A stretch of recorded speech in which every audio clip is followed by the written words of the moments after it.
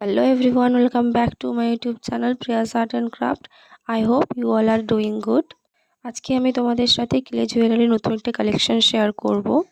Actually দুর্গাপূজার সময় আমি এই জুয়েলারিটা বানানোর অর্ডার পেয়েছিলাম, কিন্তু সেই সময় কাজের চাপে আমি তোমাদের সাথে এটা শেয়ার করে উঠতে পারিনি। যেহেতু জুয়েলারিটা একটু বেসিক ছিল এবং এটা যে কোনো অনুষ্ঠানে এবং এমনি এটা ব্যবহার করতে পারবে, তাই আমি ফাইনালি ডিসাইড করলাম কেননা তোমাদের সাথে এটা শেয়ার করা যাক। তোমরাও যদি এই ধরনের কোনো জুয়েলারি অর্ডার করতে চাও কিংবা কাস্টমাইজড করাতে চাও, তাহলে কিন্তু তোমরা আমাকে সোশ্যাল মিডিয়ায় ফলো করে ডিএম করে নিতে পারো। তো জুয়েলারি বানানোর জন্য প্রত্যেক দিনের মতনই প্রথমে আমি প্লাস্টিক শিটটা বিছিয়ে নিয়েছি, তার উপরে ট্যালকাম পাউডার ছিটিয়ে নিয়েছি যাতে ক্লেটা আমাদের স্টিকি না হয়। আর ক্লেটা রেডি করার জন্য রেজিন এবং হার্ডনার দুটি পার্টকে আমি ইকুয়াল পার্টে মিক্স করে নিয়েছি এবং এইভাবে হাতের সাহায্যে প্রেস করে নিয়ে একটু ছড়িয়ে নিয়েছি। এরপর ক্লেটাকে একটু বেলে নেব, তার জন্য উপরে একটু ট্যালকাম পাউডারকে এইভাবে লাগিয়ে নিয়েছি। তারপরে আমি একটা কলমের সাহায্যে আমি এটাকে বেলে নিয়েছি।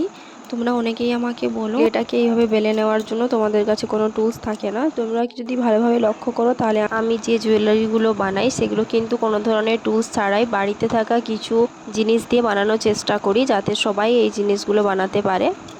এরপর তোমরা দেখছো আমি যে বেসটা যে শেপের বানাবো সেই শেপেরই একটা কাগজের টুকরোকে আমি এইভাবে কেটে নিয়েছিলাম। তারপরে ক্লেটার উপরে কাগজটাকে ভালোভাবে বসিয়ে নিয়ে আমি একটা ব্লেডের সাহায্যে কিন্তু এইভাবে কেটে নিয়েছি।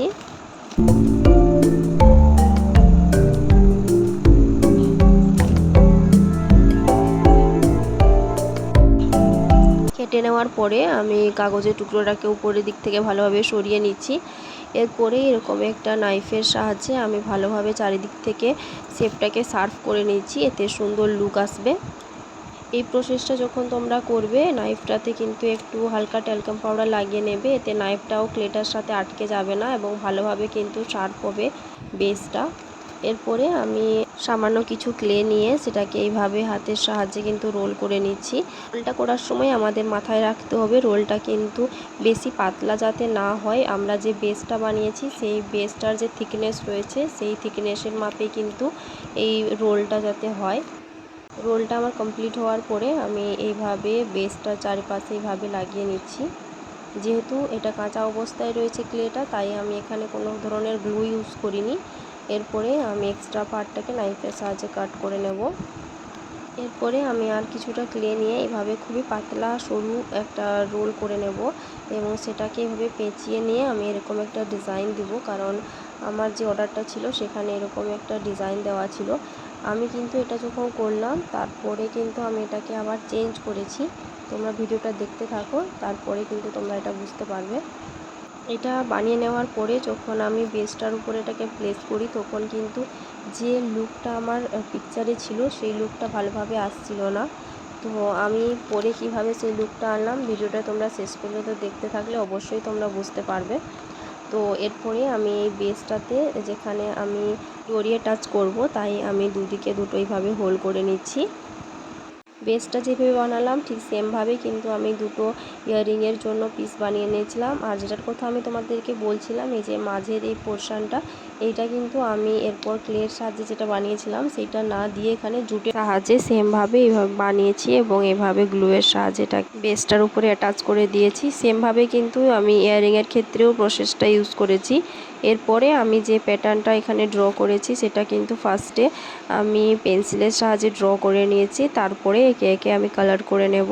এখানে তোমাদের একটা কথা বলাই হয়নি, আমি যখন ক্লেটাকে শুকনো করে নিয়েছিলাম তখন কিন্তু আমি জেসুয়ের একটা কোড অ্যাপ্লাই করেছিলাম, তারপরে কিন্তু পেন্সিলের সাহায্যে এইভাবে ড্রয়িংটা করে নিয়েছিলাম। তারপর যখন এটা পুরোপুরিভাবে শুকনো হয়েছিল তারপরেই কিন্তু আমি একে একে কালার করছি। ফার্স্টে যে জুটের রোলটা রয়েছিল সেখানে আমি রেড কালারটা ইউজ করেছি।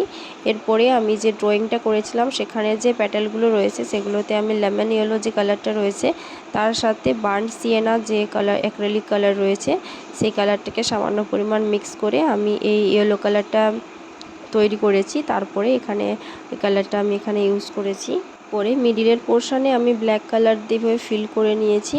আমি এখানে কালারিংয়ের জন্য ফেভিক্রিলের অ্যাক্রিলিক কালার ইউজ করছি, তোমরা অন্য যে কোনো কালার ইউজ করতে পারো, তবে আমার পার্সোনালি এই কালারগুলো ইউজ করতে ভালো লাগে, তো আমি এই কালারগুলো ইউজ করে থাকি।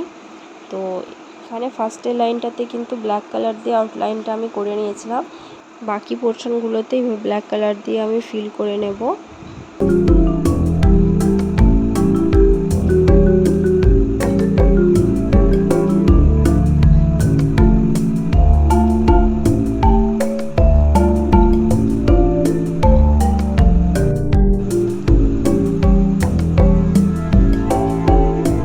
তো তোমরা কিন্তু এখানে দেখছো আমার কিন্তু কালারিং করার পার্টটা এখানে কমপ্লিট হয়ে গেছে। এখানে তোমাদের সাথে একটা পার্ট আমার শেয়ার করা হয়ে ওঠেনি।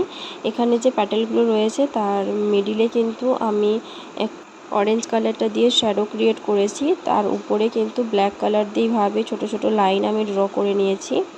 এরপরে যে সাইডটা রয়েছে বর্ডারটা, সেখানে কিন্তু আমি ফার্স্টে রেড কালারটা দিয়েছিলাম, তার উপরে একটু ব্ল্যাক কালার দিয়ে এইভাবে কালারটা ক্রিয়েট করেছি।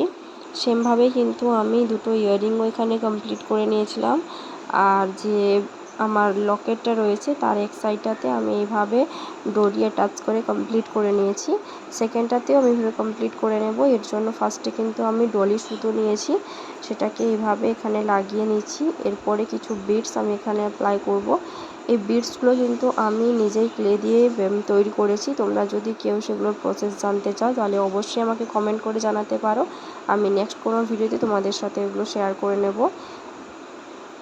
এভাবে আমি কিন্তু ডলি সুতোটার সাথে বিডসগুলোকে অ্যাটাচ করার পরে ফাইনাল যে টার্সেলটা ইউজ করব সেটাও কিন্তু আমি নিজে বানিয়েছি। তোমরা যদি তারও ভিডিও দেখতে চাও তাহলে অবশ্যই আমাকে কমেন্ট করে জানাবে। আমি অবশ্যই তোমাদের সাথে একটা ভিডিওর মাধ্যমে সেটা শেয়ার করার চেষ্টা করব।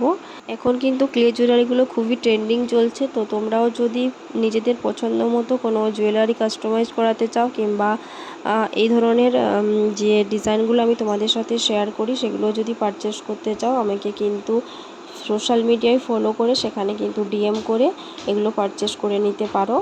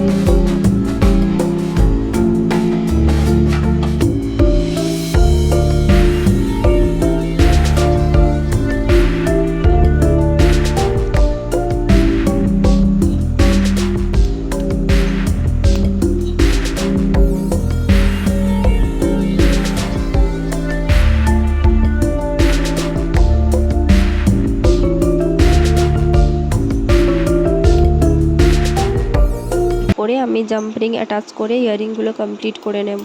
তারপরে আমি এখানে কড়ি ইউজ করেছি এটাকে আরেকটু স্টাইলিশ লুক দেওয়ার জন্য। ভিডিওটা তোমাদের ভালো লেগে থাকলে অবশ্যই আমাকে কমেন্ট করে জানাবে এবং অবশ্যই চ্যানেলটাকে সাবস্ক্রাইব করতে ভুলবে না। দেখা হচ্ছে আবার নেক্সট ভিডিওতে।